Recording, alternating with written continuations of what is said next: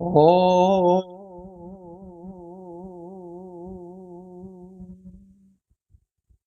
गुरुर्ब्रह्मा गुरुर्विष्णु गुरुर्देव महेश्वरा गुरु साक्षात् परब्रह्म तस्मै श्री गुरुवे नमः। नित्यं शुद्ध निराभासं निराकारं निरञ्जनं नित्यबोधचिदानन्दं गुरुर्ब्रह्म नमाम्यहम्। यस्य पादप्रभाजस्तः प्रपञ्चो भाति भासुरः तमहं सद्गुरु वन्दे पूर्णानन्दचिदात्मकम्। ॐ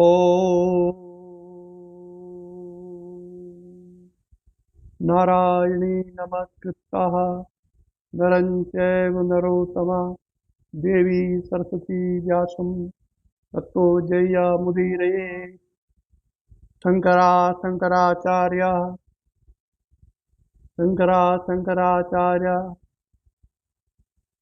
ॐ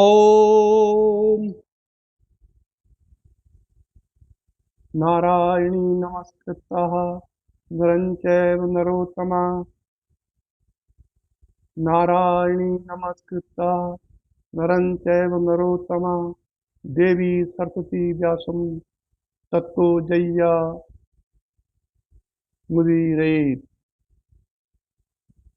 ॐ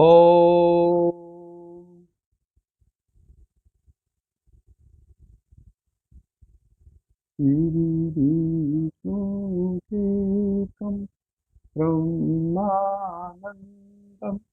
ब्रह्मस्वरूपं गिरिगुरुदेवम्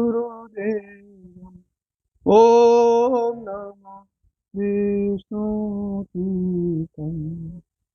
ॐ नमः विष्णुतीर्थम् ॐ हरिद्वार ज्वालापुर से वेदांता विजय जिन्होंने मुझसे शक्तिपात दीक्षा ली है, उन्होंने एक प्रश्न 3-4 दिन पहले किया था और वो प्रश्न उन्होंने मेरे लिखे हुए आधार पर किया था। मैंने लिखा था, शूद्र और ब्राह्मणी के मिलन से जो संतान पैदा होती है उसको चांडाली कहते हैं, उसको चांडाल कहते हैं। और शूद्र और छत्राणी के मिलन से जो संतान पैदा होती है उसको पुलकस कहते हैं। इस पर उन्होंने एक प्रश्न पूछा कि जाति परमात्मा ने रची है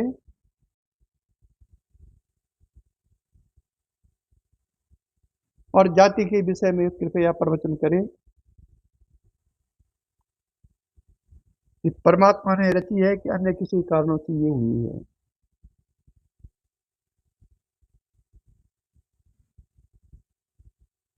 और पुरुष तो ब्रह्म है, पुरुष की कैसी जाति हो सकती है। मैंने लिखा था कि शूद्र और ब्राह्मणी से शूद्र पुरुष और ब्राह्मणी स्त्री से जो संतान पैदा होगी वो चांडाल है। उन्होंने पुरुष का अर्थ वहाँ अध्यात्म में जो पुरुष उत्पन्न होता है उसके लिए समझा, जबकि पुरुष का अर्थ मेल से मतलब था। खैर एनीवे, तो एक लेकिन इसके बाद ही उन्होंने ये प्रश्न पूछा। सबसे पहले तो मेरी गलती थी, मैं अपनी गलती का आभास करता हूँ। मुझे उस आध्यात्मिक विज्ञान में इस प्रकार का जानकारी नहीं देनी चाहिए थी, जाति संबंधी जानकारी, क्योंकि मैंने कभी पंचदशी में पढ़ा था ये बात, जो मैंने उनको लिखा कि शूद्र और ब्राह्मणी के मिलन से चांडाल पैदा होता है और शूद्र और छत्राणी के मिलन से पुलकस, उसको पुलकस कहते हैं और उसको चांडाल कहते हैं। ये मैंने पढ़ा था पंचदशी में, विद्यारण्य स्वामी जी की रचित पंचदशी है वो, तो ये छोटी मोटी महात्मा नहीं थी। तो वो मेरे मन में आया कि जानकारी के लिए मैं शिष्यों को बता दूं। जो कि मेरी गलती थी। उसी से फिर ये वेदांत विजय ने ये प्रश्न पूछा और मैं इसको इग्नोर कर रहा था क्योंकि किसी गुरु के लिए ये ठीक नहीं है जाति जाति आधार पर प्रवचन दे। लेकिन फिर उन्होंने निवेदन किया कि मेरी जिज्ञासा है, तो फिर मैंने स्वीकार किया कि चलो मैं इस पर प्रवचन करूंगा।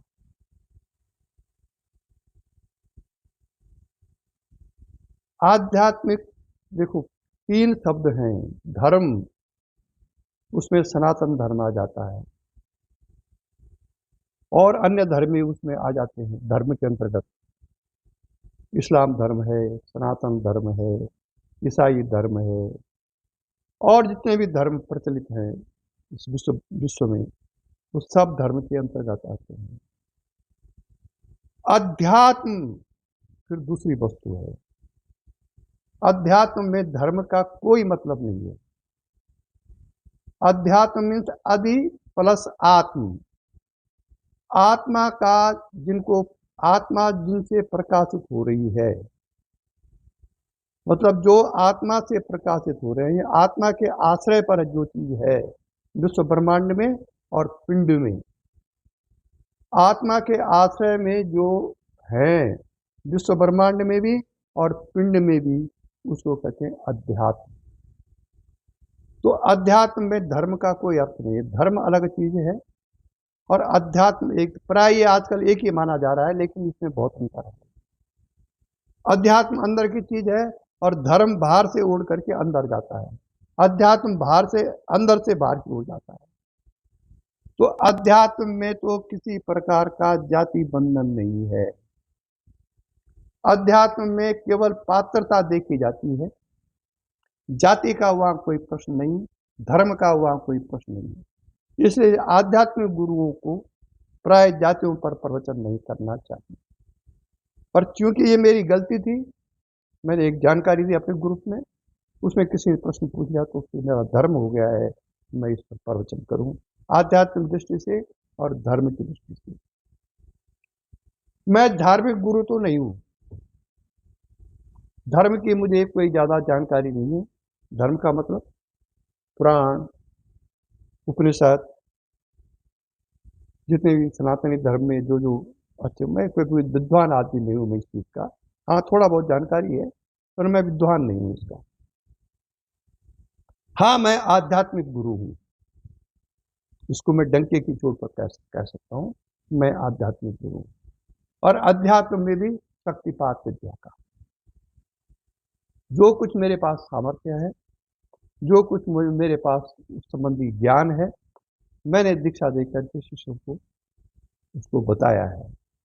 शिष्यों को उसका प्रैक्टिकल अनुभव करवाया है। होता तो सब भगवान की कृपा से है, शिव जी की कृपा से है। गुरु तो एक निमित्त मात्र होता है,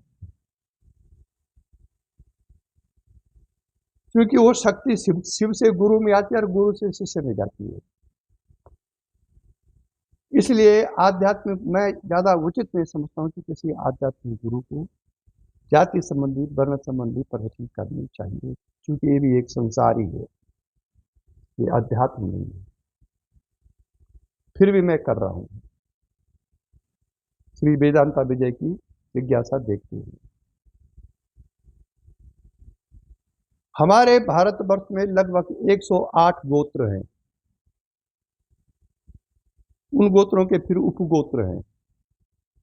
108 गोत्रों को गिनना तो बहुत मुश्किल है, लेकिन उसमें मेन जो गोत्र हैं, काश्यप गोत्र है, भारद्वाज गोत्र है, आंगिरस गोत्र है, उत्कल गोत्र है, कई प्रकार के गोत्र हैं जो 108 हैं।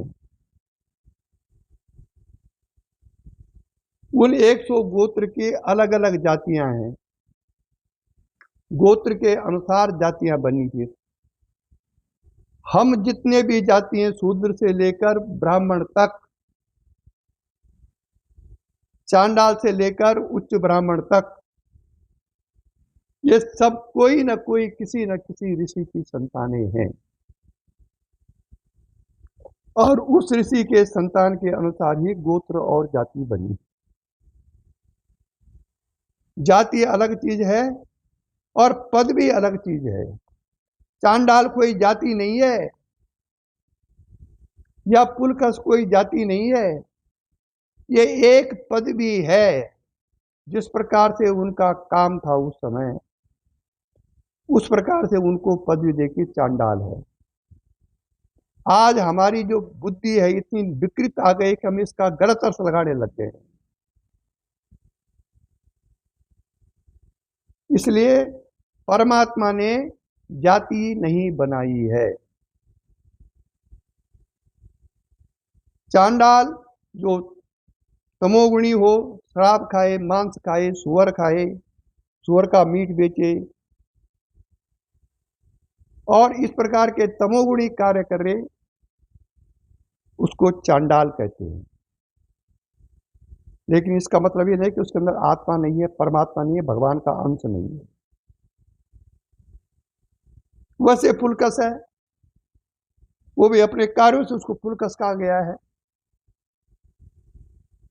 अगर ऐसा होता तो भगवान वाल्मीकि किस जाति के थे? वो थे पहले रत्ना डाकू। रत्ना डाकू हुए वाल्मीकि ऋषि। आज हम सब ब्राह्मण हो, चाहे ठाकुर हो, चाहे राजपूत हो, चाहे शूद्र हो, चाहे वैश्य हो, कोई भी हो, सब उसको मानते हैं। वाल्मीकि ऋषि की पूजा सब करते हैं। लेकिन क्षुद्र मानसिकता, बड़ी मानसिकता के कारण हम वाल्मीकि को कहने लग गए। इसलिए जाति परमात्मा की तरफ से नहीं बनी है। हाँ, परमात्मा के जो सेवक है, तथाकथित सेवक, मनुष्य ने वेदों में, शास्त्रों में इन जातियों का जो जातियां बनाई गई हैं, गोत्रों के अनुसार कार्य के आधार पर बनाई गई हैं। कोई जाति निम्न नहीं है और कोई उच्च नहीं है। कार्यों के आधार पर ये जातियां बनाई गई हैं। परमात्मा की तरफ से ये जातियां नहीं बनी हैं। परमात्मा ने सृष्टि रचना की, 84 लाख योनियों की रचना परमात्मा ने की। और जो लोग मानते हैं कि परमात्मा ने जातियां बनाई है, उनका सिद्धांत कुछ और है, वो विषय कुछ और है। उसका चिंतन विश्लेषण हम करेंगे तो हम इस स्थिति में पहुंचेंगे कि हाँ, परमात्मा ने जाति बनाई। लेकिन वो सिद्धांत कुछ और है, वो हमारे अध्यात्म में लागू नहीं होते। रत्ना डाकू जब वाल्मीकि ऋषि बन सकता है, और वाल्मीकियों को हमारे समाज में किस जाति का माना जाता है, लेकिन उस समाज में वाल्मीकि ऋषि भी पैदा हुआ है। उनका नाम था पहले रत्ना डाकू। किसी ऋषि के ज्ञान देने से वो वाल्मीकि ऋषि बने। और वाल्मीकि ऋषि के आश्रम को सीता माता रही है, फिर कहाँ रही जाति? उपनिषदों में एक वर्णन आता है, जब भूमंडल पर अकाल पड़ा हुआ था, लोगों के प्राण छूट रहे थे भूख से। इस भूख में विश्वामित्र भी इस चपेट में आ गए। वो भोजन, प्राण बचाने के कारण भोजन की ढूंढ में भटक रहे थे। अंत में वो एक चांडाल के यहां पहुंचे। चांडाल एक कमरे में सोया हुआ था, दूसरे कमरे में उसका मांस का लोथड़ा लटका रखा था। दूसरे कमरे में सुअर का मांस। चांडाल का मतलब जो सुअर का मांस खाए, सुअर का मांस का धंधा करे। ये पद भी है, कोई जाति नहीं है। ये उसके कार्यों के कारण उसको चांडाल बोला गया है। तो विश्वामित्र पहुंचे, प्राण छूटने वाले थे भूख से। उन्होंने वहीं पर एक चाकू था और चाकू से मांस का एक लोथड़ा काटा, जो लटका हुआ मांस था सुअर का। और लोथड़ा काटते हुए वो फिर काटा उन्होंने, लेकिन उस समय वो लोथड़ा नीचे जमीन पर गिर गया और उसको जमीन में गिरने की आवाज आई।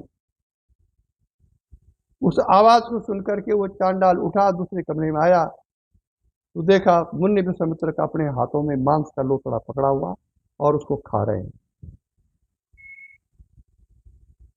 चांडाल ने कहा, महाराज क्या हो रहा है ये? क्या कर रहे हैं आप एक मुनि होकर के? उसने कहा, सुन लो चांडाल जी, प्राण की रक्षा करनी सबसे बड़ा धर्म है। मैं अपने प्राणों की रक्षा कर रहा हूं, मैं भूख से तड़प, मेरे प्राण निकलने वाले हैं। और विश्वामित्र ने मांस खाया। तब चांडाल ने पानी दिया उनको, कहे नहीं, पानी सामने बह रहा है, मैं पानी तुम्हारे हाथ से नहीं पीऊंगा, मैं पानी सामने पाऊं बह रहा है, मैं वहां पी लूंगा। तो चांडाल ने प्रश्न किया कि जब आप मांस खा रहे थे उस समय मैं नीच जाति का नहीं था क्या? और जब पानी पी रहे तब आप बोले कि सामने है? तो विश्वामित्र ने कहा, बिल्कुल तुम ठीक बोल रहे हो। आपातकाल में मर्यादा नास्ती। मैं आपातकाल में था तो आपातकाल में प्राण की रक्षा करना मेरा धर्म था, जो कि मैंने तुम्हारे लटके हुए मांस से अपनी रक्षा की। लेकिन अब पानी सामने उपलब्ध है तो मैं उसका उल्लंघन नहीं कर सकता। जो चीज उपलब्ध है उसको मैं आपातकाल में डाल दूं। ये था उस समय के ऋषियों का सिद्धांत। कहीं जूठे चने का उदाहरण आता है। तो कहने का अर्थ यह है कि चार जातियां हमारी मन की एक विकृतियां हैं, पहला। दूसरा, कार्य के आधार पर उस समय के लोगों ने जातियां बनाई हैं। जैसे ठाकुर है, तो ठाकुर कोई जाति थोड़ी है। ठाकुर तो ये एक पदवी है। उसमें आ गए रावत, आ गए आपका नेगी, आ गए वो आगे जो हमारी गढ़वाल में जातियां होती हैं। ठाकुरों में अलग अलग जातियां हैं। ब्राह्मण है, उनमें अलग अलग जातियां हैं। कोठारी है, बहुगुणा है, पंत हैं और क्या क्या है, जोशी है। ये ब्राह्मणों की जातियां हैं। अब जाति सर्वप्रथम चार चीजों में बंटी गई: ब्राह्मण, क्षत्रिय और शूद्र और दलित। दलित और शूद्र। ब्राह्मण जाति किसको बोला गया उस समय? आज तो जाति का अर्थ दूसरे लग गया है। जो लोग जो ऋषि उस समय ब्रह्म में विचरण करते थे उसको बोला गया ब्राह्मण। ब्रह्म में विचरण करने वाले ही ब्राह्मण हैं। जो जाति का तो ब्राह्मण हो लेकिन ब्रह्म में विचरण न कर रहा हो, वो वास्तविक ब्राह्मण नहीं है, वो जाति का ब्राह्मण है। दूसरा हुआ जो ठाकुर, क्षत्रिय ठाकुर, जो शास्त्रों के साथ साथ शस्त्रों का भी रुचि रखते थे, लोगों की रक्षा करने में रुचि रखते थे, युद्ध के लिए जो हर समय तैयार रहते थे, उनको बोला गया ठाकुर। और ठाकुर में अनेक जातियां हैं। जिस प्रकार से ब्राह्मणों में अनेक जातियां हैं, उसी प्रकार से ठाकुरों में भी अनेक जातियां हैं। जिनकी रुचि सेवा कार्य में थी, सेवा कार्य में जिनकी रुचि थी, उनको बोला गया, उनको सेवा कार्य दिया गया है, उनको बोला गया है शूद्र। ये पुराने जमाने, वो कोई ऊंची नीची जातियां नहीं थी। जो जिसका जो कार्य था उसी अनुसार ये जातियां बनी हैं। सब परमात्मा की संतान। कार्यों के आधार पर अलग अलग कहा गया है। जैसे ब्राह्मण की पत्नी को बोलते हैं ब्राह्मणी, डॉक्टर की पत्नी को बोलते हैं डॉक्टरी, डॉक्टरिन, कंप्यूटर की पत्नी को बोलते हैं कंप्यूटरिन। तो क्या है, वो जो डॉक्टर की पत्नी को उसकी कोई डिग्री ले रखी है, डॉक्टर के कारण उसको डॉक्टरिन बोलते हैं। जो ब्राह्मण है उसकी पत्नी कोई विद्वान तो है नहीं, पूजा पाठ करने वाली, लेकिन वो ब्राह्मण की पत्नी उसको ब्राह्मणी बोलती है। तो इस प्रकार की मान्यताओं से जातियां आगे बढ़ी हैं। और सच बात क्या है? शास्त्र कहता है कि जन्मता जायते शूद्र, जन्मना जायते शूद्र और संस्कार द्विज उच्चते। जन्म से सब शूद्र हैं, क्योंकि सभी का जन्म सभी मनुष्यों का जन्म या भी सभी स्त्रियों का जन्म या सभी बालकों का जन्म एक ही प्रकार से हुआ है। उसकी जन्म होने की जो प्रक्रिया है या स्थान है एक ही प्रकार का है, इसलिए जन्म से सब शूद्र हैं। जन्म से सब शूद्र हैं। जन्म ना जायते शूद्रा और संस्कारा उच्चते। संस्कारों के कारण वो शूद्र, जिसको हमने जो जन्म से शूद्र बोला गया है, यदि उसने अच्छे संस्कार अर्जित किए हैं, अच्छे संस्कार का मतलब परमात्मा की चेतना की ओर जा रहा है, वो धर्म और अध्यात्म की ओर जा रहा है, तो द्विज उत्तम, तब वो द्विज कहा गया है, ब्राह्मण कहा गया, वही शूद्र जो जन्म से जिसको हमने शूद्र कहा है। तो फिर जातियां कहा रही। मैं जब कक्षा 9th में पढ़ता था, तो जहां पर मेरा कमरा था, 9th में होऊंगा मैं 14-15 साल का, उसके सामने किसी चमार की झोपड़ी थी।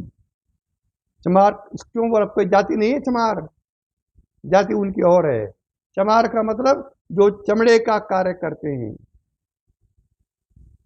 जैसे रविदास जी थे।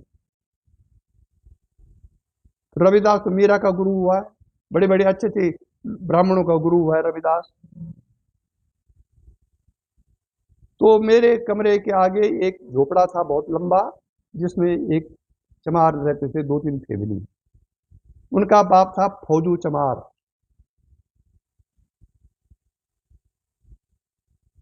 उसका नाम था फौजू। वो क्या करता था, सुबह, बूढ़ा आदमी था, सुबह 4 बजे उठता था और गंगा जी में नहाने जाता था। ये आज से करीबन 50 साल 55 साल पहले की बात है, 55 से ज्यादा हो गया। मैं उस समय 14-15 साल का था। आज मैं 71 वर्ष में हूँ। 4 बजे सुबह फौजू चमार गंगा जी में जाता था और नहा करके वापस आकर के झोपड़े के पीछे लालटेन जला करके अपनी झोपड़ी के पीछे जाता था। लालटेन जला करके चौकी में रामायण या गीता पढ़ता था। वो 1-2 घंटा रामायण गीता पढ़ करके तिलक तुलक गले में लगा करके और तब अपनी उस चौकी में बैठता था जहां वो जूता बनाता था। मैं उसको रोज गंगा जी जाते हुए देखता था, 5, साढ़े 5, 4:30, 5 बजे, और गंगा जी से लौटते हुए भी देखता था उसको। फिर वो लालटेन में जब रामायण गीता पढ़ता था उस समय भी देखता था मैं उसको। तो मेरे मन में जिज्ञासा आई कि ये आदमी क्या करता है 4 बजे उठ करके, 5 बजे उठ करके, और कहाँ जाता है ये। तो बच्चे की जिज्ञासा, मेरा संस्कार था कुछ ऐसा। एक दिन मैं उस फौजू चमार के पीछे, जब सुबह 5 बजे वो लालटेन लेके गंगा जी गया, मैं उसके पीछे पीछे चल दिया। तो गंगा वहां से करीबन 2 किलोमीटर दूर थी। मैं उसके पीछे पीछे चल दिया, तो मैं दूर से देखा गंगा जी में नहा रहा है, नहान हुए कपड़े पहन करके फिर वापस आया। मैं रास्ते में छुप गया। फिर मैं फौजू चमार जी के पीछे चल दिया। जब घर आ रहा था वो, फिर मैं वहां पर गया जहाँ पर वो गीता वगैरह पढ़ रहा था, ऊपर उसके मकान के ऊपर बैठ गया मैं। तो वो फर्स्ट क्लास गीता के श्लोक पढ़ रहा है, बड़ी बड़ी अच्छी अच्छी लय ट्यून से, अच्छा अच्छा उससे। अब मैं चौंका। जब उसने गीता समाप्त कर दी तो मैं फौजू चमार जी के पास गया। तो उस समय समाजवाद था असली, हरिजन हुरजन ब्राह्मण वगैरह, तो उस समय हरिजन को भी काका बोलते थे। तो मैं, काका जी आप इस सुबह 4 बजे छुप के क्यों जाते हैं गंगा जी, और ये क्या करते हैं आप लालटेन पढ़ के छुप के क्यों पढ़ते हैं? उसने कहा, बेटा अगर मैं चला गया, लोगों ने देख लिया कि गंगा जी नहाता है, ये जो ब्राह्मण है यहाँ के मार देंगे मुझको, ऑब्जेक्शन करेंगे, ये गीता पढ़ रहा हूँ मैं तो ये ऑब्जेक्शन करेंगे ब्राह्मण। ऐसा उसने मुझे बोला। मुझे बड़ी गिलानी हुई, और गिलानी के साथ मेरे अंदर जिज्ञासा जगी कि इस व्यक्ति का जन्म चमार वंश में होते हुए भी ये ब्राह्मणों जैसा काम कर रहा है, सुबह उठ करके गीता रामायण पाठ कर रहा है। और मेरा मेरा मेरा जन्म ब्राह्मण वंश होते हुए भी मैं सुबह के 8 बजे उठता हूँ। शौच गया तो गया, न तो वैसे नाश्ता नुश्ता किया, मुंह धोला, हल्का और स्कूल चले गए। नहाना धोना, भगवान का नाम वगैरह कुछ नहीं। यहां से मेरी पहली जिज्ञासा जगी अध्यात्म के बारे में। इसलिए मैं उस फौजू चमार को भी गुरु मानता हूं आज, क्योंकि वहीं से मेरे अंदर आया कि ब्राह्मण होते हुए भी मैं यहाँ परमादि रूप में पड़ा हुआ हूं, और ये चमार जाति का होते हुए भी ये ब्राह्मणों जैसा कार्य कर रहा है। उसके बाद मैं वो फौजू चमार जी का बड़ा आदर सम्मान करता था। पैर तो नहीं छूता था, तो हमें प्रणाम रोज उनको करता था। और वहीं से मेरा जीवन बदलना शुरू हुआ। फिर मेरा विचार वहीं से उठा अध्यात्म के बारे में। ये मैंने अपनी कथा इसलिए सुनाई कि यदि पूर्व जन्म से आपके अंदर वो संस्कार पैदा हो अध्यात्म का, तो फिर इस जन्म में कोई जाति बंधन नहीं, कोई कर्म बंधन नहीं। वो पिछला जन्म का कमाया हुआ अध्यात्म यहां फलेगा आपका। इसलिए अध्यात्म में जातियों का बंधन नहीं है, विशेषकर शक्तिपात में। जो जिस धर्म का है, अगर कोई ईसाई धर्म का उसको शक्तिपात हो गया, तो उसका जो इष्ट है ईसाइयों में, वो उसी के अनुभव होंगे उसको। अगर कोई मुसलमान है, उस मुसलमानी धर्म का जो भी है नबी है, जो उसको उसके अनुभव होंगे। कोई हिंदू है, उसको उसके धर्म के अनुभव होंगे। क्योंकि ईसाई हो, मुसलमान हो, हिंदू हो, सनातनी हो, बेसनातनी हो, अगर उसके अंदर आध्यात्मिक जिज्ञासा है तो शक्तिपात सबके लिए समान है, बशर्ते उसमें पात्रता होनी चाहिए।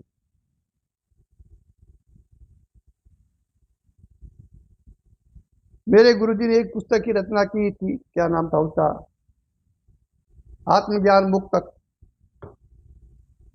मोक्ष मूल विचार संग्रह। आत्मज्ञान मुक्तक मोक्ष मूल विचार संग्रह। अब उनके क्या विचार थे जातियों के संबंध में, उसका मैं एक पैराग्राफ आपको सुनाना चाहता हूं। उससे आप अंदाज लगा लीजिए कि संत महात्मा, ज्ञानी विज्ञानी, बाहर और अंदर में कितना फर्क उनका होता है।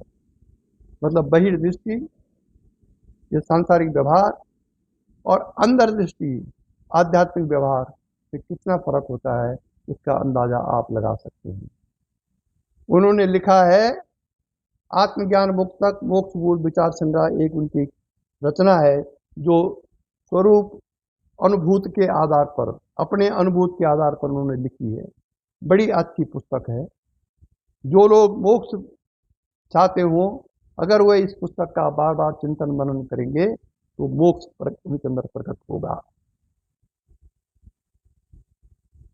उन्होंने लिखा है कि अचिंत्य, अव्यक्त, अनंत, उपाधि शून्य प्रत्येक आत्मा ब्राह्मण और चांडाल में एक ही है। मैं इसका सरल भावार्थ आपको बताता हूं कि प्रत्येक आत्मा मतलब चेतन तत्व, आत्मा या साक्षी तत्व या परम परमात्मा का अंश आत्मा, जो अचिंत्य है, उसका चिंतन नहीं किया जा सकता है। अव्यक्त है, व्यक्त नहीं है, वो अव्यक्त है, उसको इन आंखों से नहीं देखा जा सकता है। संसार में वो अव्यक्त है, यद्यपि उसके कारण ही संसार दिखाई देता है। अनंत है, उसका कोई अंत नहीं है। उपाधि शून्य है, वो आत्मा क्या है, उपाधि शून्य है। न उसमें मन की उपाधि है, न शरीर की है, न जाति की है, न प्राण की है, और न सांसारिक अन्य सांसारिक कारणों का बंधन उपाधि उसमें है। मतलब उपाधि शून्य है वो। ऐसा जो आत्मा है वो ब्राह्मण और चांडाल में एक ही है। ये मेरे श्री गुरुदेव ने लिखा हुआ है।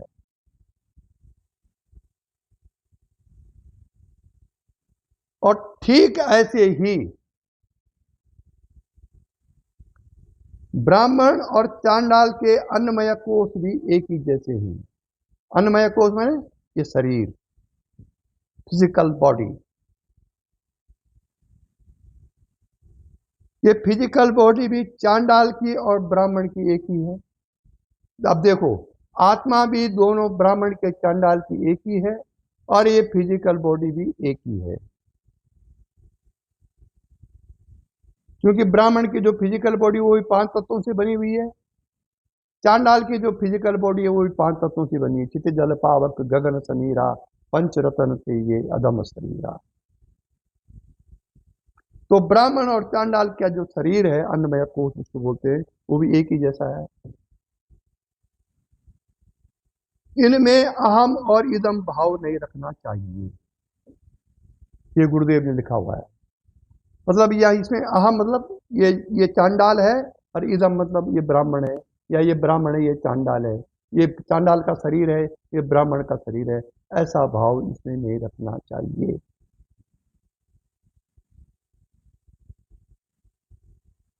कैसे? फिर उन्होंने समझाया आगे, बहुत अच्छा उदाहरण दे रखा है कि गंगा जल घृत और मदिरा में, गंगा जल घृत और मदिरा में प्रतिबिंबित सूर्य एक ही होता है।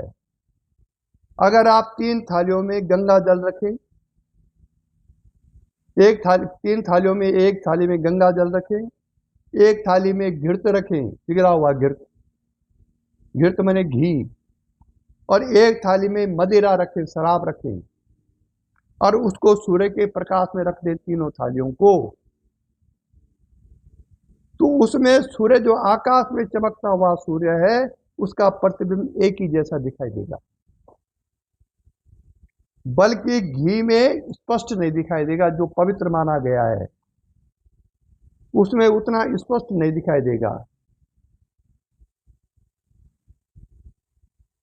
गंगा जल में अगर उसमें धूल कंकड़ वगैरह कुछ है, मिट्टी मिली हुई है गंगा जल में, तो उसमें भी इतना स्पष्ट नहीं दिखाई देगा, जबकि वो पवित्र माना गया है।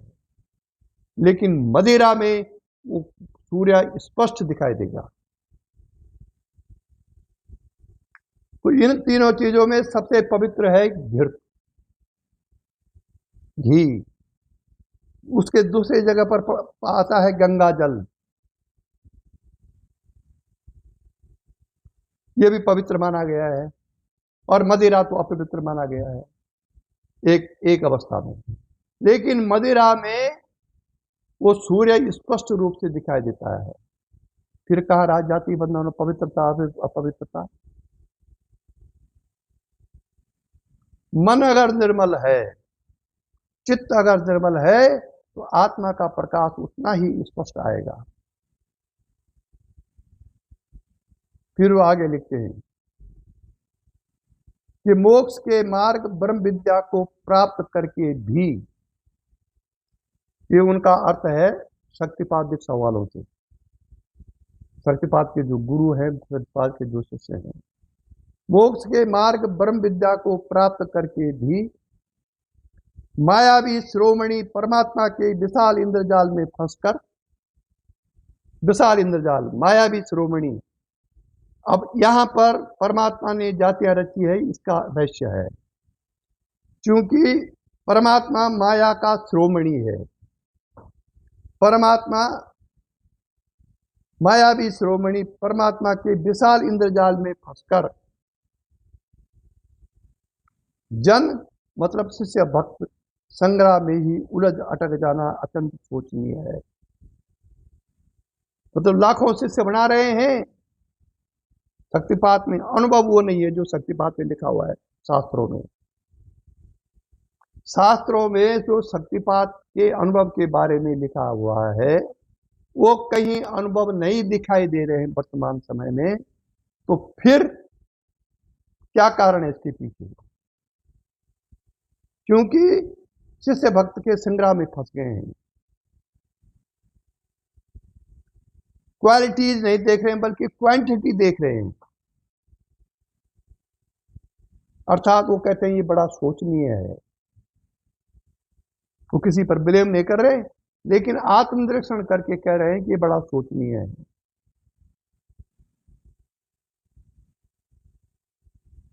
सभी, अब आगे लिखते हैं, सभी उपनिषदों के ज्ञाता,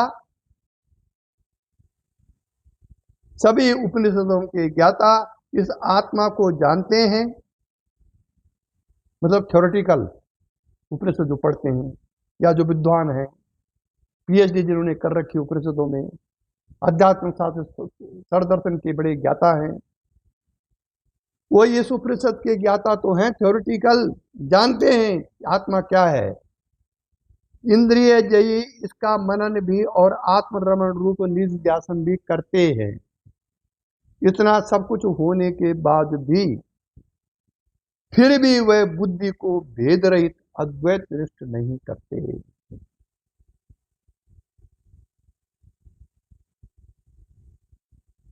अगर हमारी बुद्धि द्वैत में ही चल रही है तो हम लाख साधना करें, लाख ब्रह्म ज्ञान करें, हमको वो फल नहीं होगा जो कि साधना में मोक्ष के लिए होना चाहिए।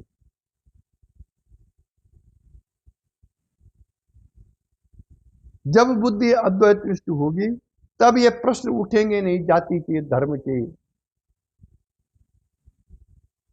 जिनकी बुद्धि द्वैत में रम रही उनको ही ये प्रश्न उठते हैं अंदर।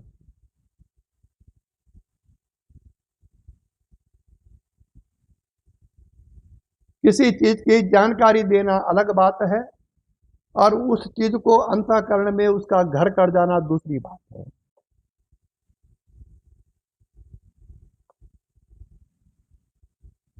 व्यवहारों में फर्क हो सकता है। भाई हम अन्न खाते, बड़े प्रेम से अन्न खा रहे हैं, रोटी खाई, चावल खाई, दाल खाई, सब कुछ खाया, पेट में आया वो। अब व्यवहार देखिए, वो अन्न जिसको हम खा रहे हैं उसको पेट में डालेंगे, सुबह को जब हम वॉशरूम जाएंगे और जो उस अन्न का रस या अन्न का जो मैल बाहर निकलता है, क्या उसमें हमारी प्रियता वैसी रहती है जैसे खाते समय उस अन्न के साथ थी? है तो वही वो, है तो वही जो वॉशरूम में सुबह को अन्न जब बाहर निकलता है शौच के माध्यम से, उसी का वो बदला हुआ रूप है। पर क्या हम उसको खा सकते हैं? या क्या वो हमको प्रिय लग सकता है? नहीं, क्योंकि मान्यता वो है हमारी, ये अपवित्र है, ये पवित्र है। जबकि जो कुछ हमारे पेट में वो उसी का बदला हुआ रूप है वो। लेकिन व्यवहार में ऐसा नहीं होता है। ठीक ऐसी ही व्यवहार में जातियां हैं, लेकिन जिन्होंने अपनी बुद्धि अद्वैत निष्ठ कर दी है उनके अंदर ये चीजें नहीं है। फिर गुरुदेव आगे लिखते हैं, जिसकी दृढ़ भेद रहित अद्वैत बुद्धि में, जिसकी दृढ़ भेद रहित अद्वैत बुद्धि में या संपूर्ण सृष्टि केवल आत्म रूप ही प्रकाशित होती है।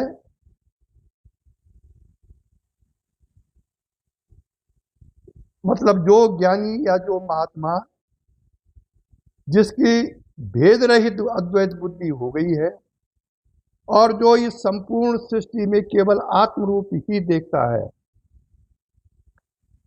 इस संपूर्ण सृष्टि में आत्म रूप से ही प्रकाशित होती है जिसकी बुद्धि, ऐसा जो अनुभव कर लेता है वो अपने लिए लिख रहे हैं। वह स्वपच भी हो, स्वपच चांडाल से नीचे की अवस्था ये, वह स्वपच भी हो तो भी बंदनीय है और वह मेरा गुरु है, ऐसा लिखते हैं वो।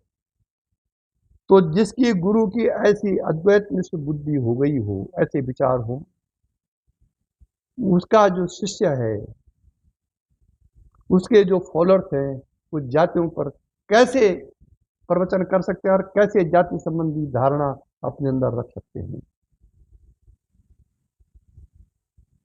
उन्होंने लिखा है कि वह स्वपच भी हो, जो जिसका आत्म साक्षात्कार जिसका हो गया हो, जो हर समय आत्मा में रमण कर गया हो, या इस संसार में जो आत्मा ही आत्मा देखता हो, वो जाति का स्वपच भी हो तो भी वंदनीय है, और वह मेरा गुरु है। ये उन्होंने इस किताब में लिखा हुआ है। मैं इसलिए पढ़ा रहा हूं कि जाति न पूछो साधु की, और पूछ लीजिए ज्ञान। हमारे कई ऋषि हैं, आंगिरस हैं, जितने भी गोत्र हैं, वशिष्ठ गोत्र है, उत्तर वशिष्ठ गोत्र है, आंगिरस है, पुलस्त्य है, जितने भी गोत्र हैं, 108 गोत्र हैं पूरे हिंदुस्तान में। उन गोत्रों में कोई ठाकुर है, कोई ब्राह्मण है, कोई कुर्मी है, कोई जाति, जो जो उस समय जो वर्ण व्यवस्था रही है।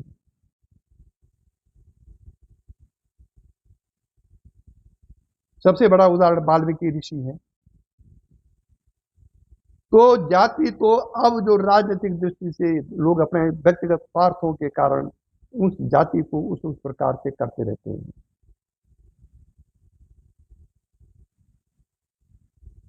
मुझे कोई सुना रहा था कि एक होटल में एक वेटर था, जब तक उसकी ड्यूटी रहती है तब तक वेटरगिरी करता है, वहाँ मांस पे काटता है, मांस पे बनाता है, मांस पे खिलाता है, खाता भी है, सब कुछ है। लेकिन जब ड्यूटी खत्म हो जाती है तो गंगा जी किनारे चला जाता है, तिलक चंदन लगा देता है और धोती धाती पहन लेता है। उसके बाद यात्रियों को थकता है। अब ये कौन सा ब्राह्मण हुआ? इसलिए शास्त्र कहता है कि जन्मतः जायते शूद्र संस्काराद उच्चते। संस्कारों के अनुसार जातियां बनाई गई है। इसमें जन्म से सब शूद्र हैं, जन्म से सब शूद्र हैं, क्योंकि शूद्र जिस प्रकार से सबका जन्म होता है उसी प्रकार से जो सबका जन्म हुआ है, इसलिए उसको शूद्र कहते हैं। शूद्र कोई जाति नहीं है। उपनिषद में उदाहरण आता है, मैं भूल रहा हूं, हाँ, जब्बाला और सत्यकाम का उदाहरण देखिए आप। जब्बाला ने जब अपने पुत्र को गुरु के पास भेजा तो सत्यकाम को, जब्बाला,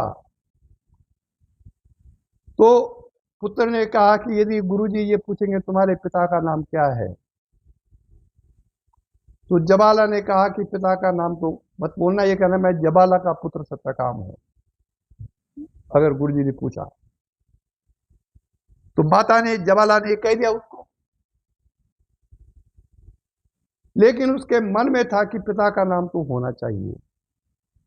इस अपराध बोध के कारण उसकी गर्दन झुक गई, थोड़ा गर्दन को नीचे करके वो गुरु के पास गए, क्योंकि अंदर अपराध बोध था।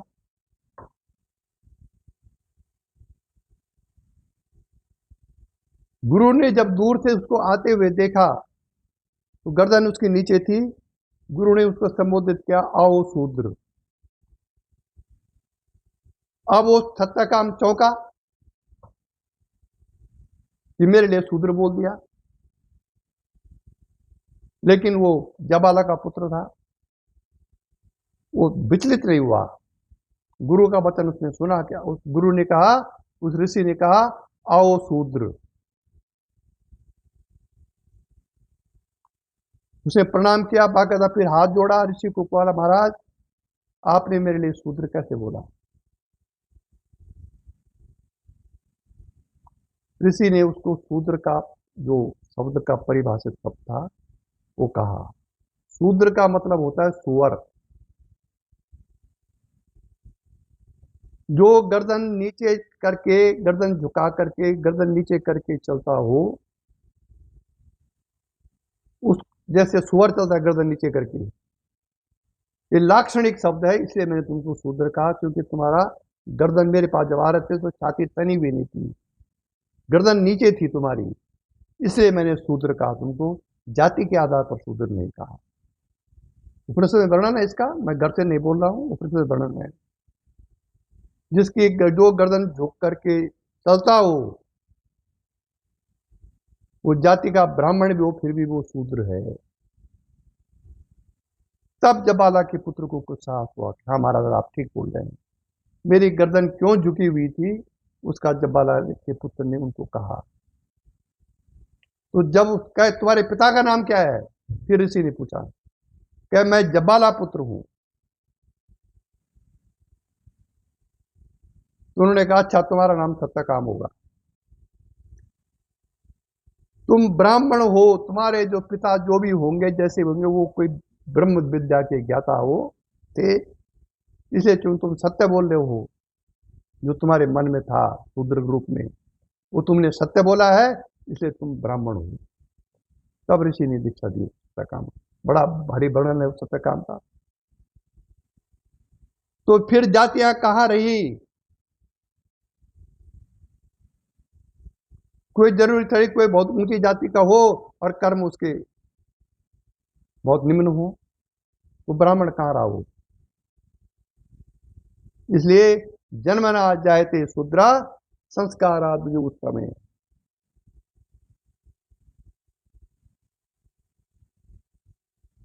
इसलिए जाति कोई स्पेशल जाति नहीं है। शास्त्रों में जो शब्द लिखे हुए हैं उसका अर्थ जब तक हमको ऋतंबरा प्रज्ञा उदय नहीं हुई तब तक हम उसके अर्थ का वास्तविक अर्थ नहीं समझते हैं, और हम तुरंत हमारे अंदर जो अंतःकरण में जो होता है उसी प्रकार का प्रश्न पूछ लेते हैं।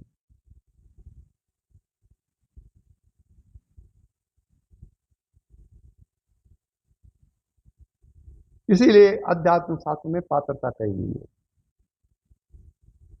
जैसे शैव दर्शन में ज्ञानम बंधा एक सूत्र है, शैव दर्शन में ज्ञानम बंधा अर्थात ज्ञान ही बंधन है।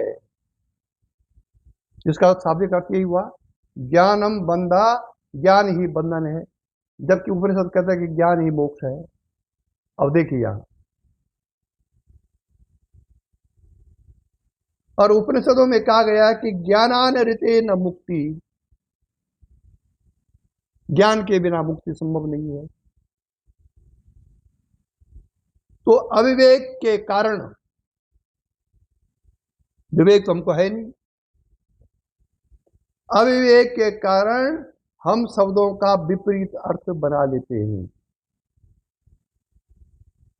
और इसका असंदिग्ध समाधान आत्म साक्षात्कार के पूर्व नहीं, आत्म साक्षात्कार के बाद ही होता है। तो हमें संसार के इन मायाओं में नहीं फंसना चाहिए।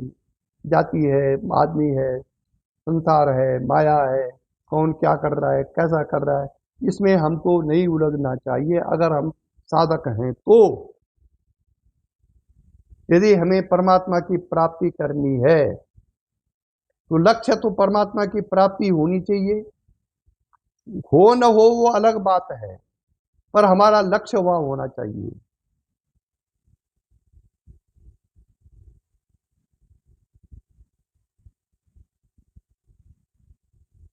तो हमको इन सांसारिक माया में न फंस करके अपने लक्ष्य को याद करते हुए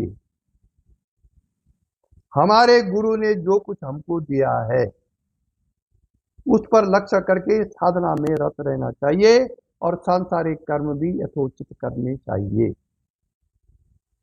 देखिए, शास्त्रों का विद्वान होना अलग बात है,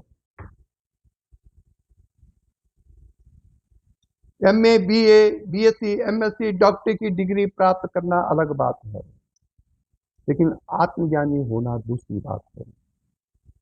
कोई जरूरी नहीं कि जो प्रकांड विद्वान हो आत्मज्ञानी हो, और यह भी जरूरी नहीं कि कोई महान आत्मज्ञानी ही प्रकांड विद्वान भी हो। कबीरदास जी कौन से शास्त्रों का ज्ञान था, उनको तो पढ़े लिखे भी नहीं थे, पर बहुत बड़े ब्रह्म ज्ञानी हुए हैं। कई ऋषि हैं जो कि अनपढ़ थे, लेकिन उन्होंने साधना में श्रुति और स्मृति के आधार पर, कोई विद्वान नहीं थे वो, लेकिन साधना में जो कुछ उन्होंने वो दिव्य वाणी से सुना, जंगलों में रह करके घास पत्ती खा करके, उसकी बना उपनिषद श्रुति बनी थी। और फिर दूसरे जो ऋषि थे जिन्होंने स्मृति के आधार पर लिखा, उन्होंने जो कुछ साधना में स्मृति के आधार पर उनके अंदर आया उसके ऊपर बनी स्मृतियां। उसमें कोई नोटबुक थोड़ी रहती थी कि भाई नोटबुक करते रहो, श्रुति और स्मृति, तब उपनिषद बने। उस समय कौन पूछा था जाति, कौन जाति का ऋषि क्या है? मल्लाह पुत्री से पैदा हुए, विस्तार वेदों का किया। अगर जाति पर हम चर्चा कर लगे तो वेद व्यास तो मल्लाह पुत्री थे, मल्लाह की पुत्री की संतानें थी। कथा तो आपको याद होगी, पाराशर और सत्यवती की कथा। पाराशर ब्राह्मण थे जाति के, उस जमाने के ब्रह्म में रमण करने वाले ऋषि थे पाराशर, और सत्यवती नाव चलाती थी। उन्हीं के दोनों के मिलन से प्रारब्ध भोगों के कारण, प्रबल प्रारब्ध भोगों के कारण, अगर ऐसा न होता तो वेद व्यास कैसे उत्पन्न होते। वेद व्यास हुए, उन्होंने महाभारत की रचना की, पुराणों की रचना की, उपनिषदों की रचना की, वेद की रचना की। वही हमारे आदि पुरुष हैं अध्यात्म में, लेकिन मल्लाह पुत्री थे वो।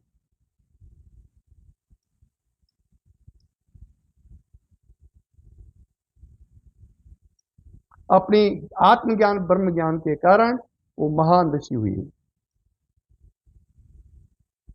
प्रसंग आपको याद होगा, जब भगवान श्री कृष्ण दूत बन के भरी सभा में गए थे, दुर्योधन की, धृतराष्ट्र की भरी सभा में शांति दूत बन करके स्वयं गए थे भगवान, और बार बार दुर्योधन को समझाया, बार बार धृतराष्ट्र को समझाया, 5 गांव दे दो पांडवों को, कुछ मत दो। लेकिन दुर्योधन ने कह दिया, लास्ट में बहुत समझाने के बाद भी, भीष्म पितामह, कृपाचार्य, द्रोण सबने समझाया, लेकिन भगवान सामने खड़े थे, लेकिन उसकी बुद्धि में वो बात नहीं आई। और अंत में दुर्योधन ने कह दिया कि शुचि मुखी न दातव्यम बिना युद्धेन केशव। हे केशव, सुई की नोक के बराबर पांडवों को कोई भूमि नहीं दूंगा। दुर्योधन का इतना कहने पर भी भगवान को आवेश आ गया, ब्रह्म भाव आ गया उनके अंदर, और उन्होंने अपना जो पौंड्र शंख था, युद्ध की घोषणा कर दी भरी सभा में। दुर्योधन ने कहा बंद करो ये ग्वाले को, लेकिन उन्होंने अपना विराट रूप दिखा दिया। उसी बीच वेद व्यास प्रकट हुए। देखिए आप, क्योंकि भगवान होते हुए भी जब उन्होंने पौंड्र शंख बजाया, जिस समय उनको एक शंका उत्पन्न हो गई कि पांडव कहीं हार न जाए, क्योंकि उस दूसरी तरफ बड़े बड़े दुर्योधन, भीष्म पितामह उधर थे, द्रोणाचार्य उधर थे, कृपाचार्य उधर थे, बड़े बड़े जो योद्धा थे वो सब पांडवों के, कौरवों की तरफ थे। यहाँ तो 5 भाई थे, कुछ 2-4 योद्धा और थे, भगवान कृष्ण स्वयं थे। पर शंख बजाते हुए उनको कुछ शंका पैदा हुई जब उन्होंने युद्ध की घोषणा का शंख बजाया,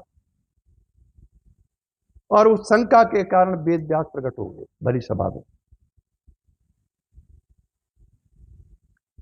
वेद व्यास ये नहीं कहा कि पांडव जीत जाएंगे, कौरव हार जाएंगे, या मत करो युद्ध, जो कुछ है, ये कुछ नहीं बोला उन्होंने कहा भगवान यदुनंदन युद्ध के मैदान में मिलेंगे, और संकेत किया चिंता मत करो।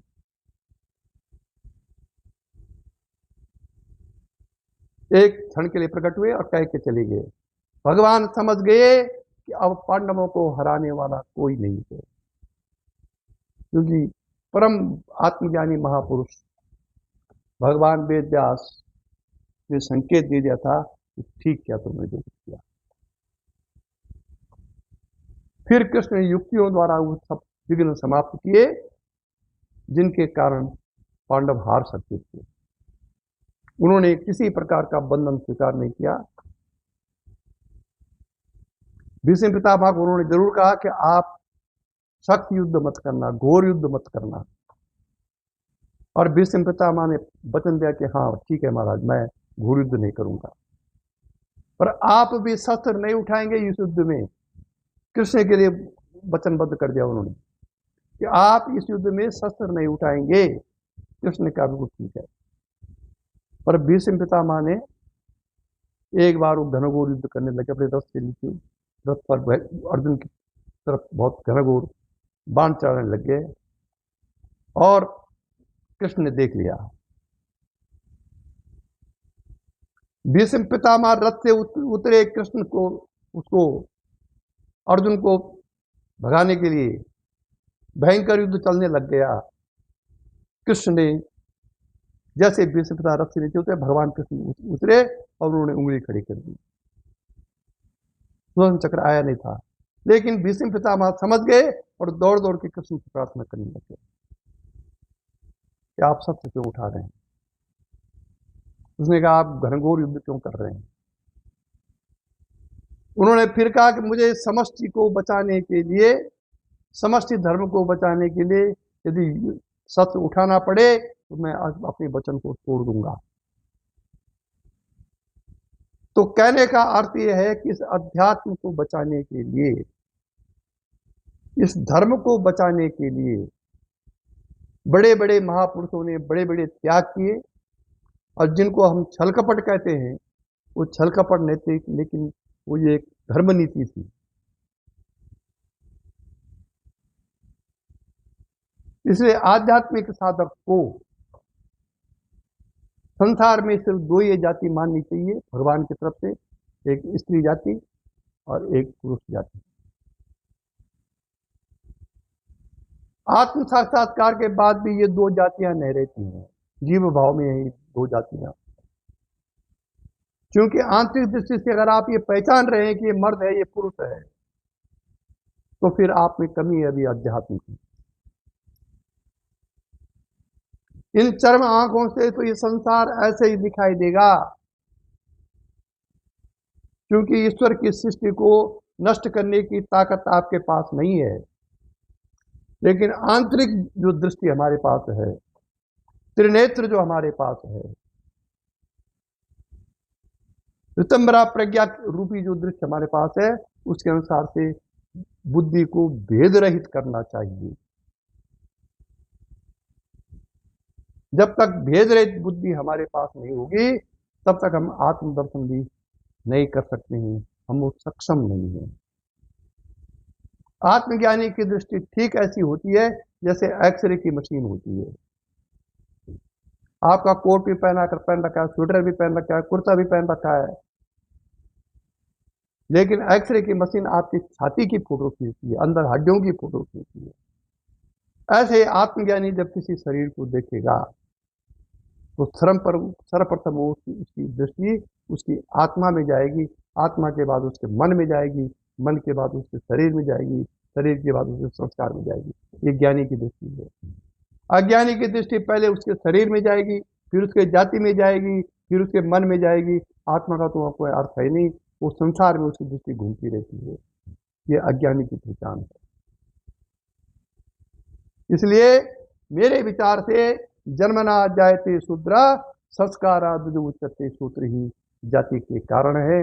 और इसी के साथ आज का प्रवचन समाप्त हुआ। यही दिव्य दृष्टि हमें दीजिए भगवान, वो कण कण में निस दिन तुम्हारे दर्शन।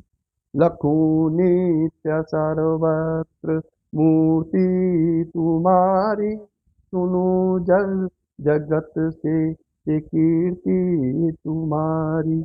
यही दिव्य दृष्टि हमें दीजिए भगवान, वो कण कण में निस दिन तुम्हारे दर्शन।